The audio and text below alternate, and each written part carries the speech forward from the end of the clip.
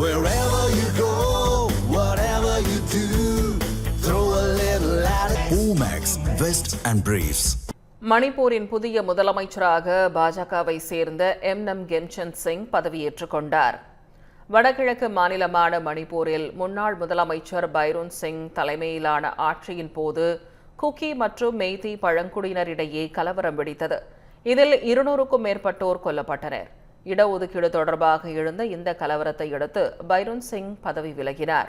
இதையடுத்து கடந்த ஆண்டு பிப்ரவரியில் குடியரசுத் தலைவர் ஆட்சி அமல்படுத்தப்பட்டது. வரும் 12ஆம் தேதி குடியரசுத் தலைவர் ஆட்சி முடிவடைய இருந்தது. இதைத் தொடர்ந்து பாஜக எம்எல்ஏக்கள் கூட்டம் செவ்வாய்க்கிழமை நடந்தது. இதில் எம்எல்ஏக்கள் குழு தலைவராக எம்னம் கெம்சந்த் சிங் தேர்வு செய்யப்பட்டார். பின்னர் அவர் ஆட்சி அமைக்க ஆளுநரிடம் உரிமை கோரினார். இந்நிலையில் மணிப்பூரில் குடியரசுத் தலைவர் ஆட்சி புதன்கிழமை மதியம் திரும்ப பெறப்பட்டது. இதைத் தொடர்ந்து ஆளுநர் மாளிகையில் நடந்த நிகழ்ச்சியில் முதலமைச்சராக எம்னம் கெம்சந்த் சிங் பதவியேற்றுக் கொண்டார்.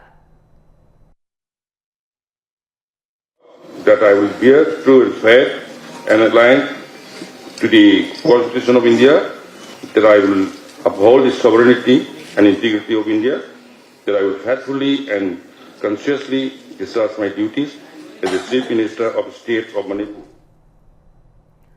துணை முதலமைச்சராக நெம்சா கிப்சன் மற்றும் லோசி திகோ ஆகியோர் பதவியேற்றுக் கொண்டனர். அவர்களுக்கு ஆளுநர் அஜய் பல்லா பதவி பிரமாணம் செய்து வைத்தார்.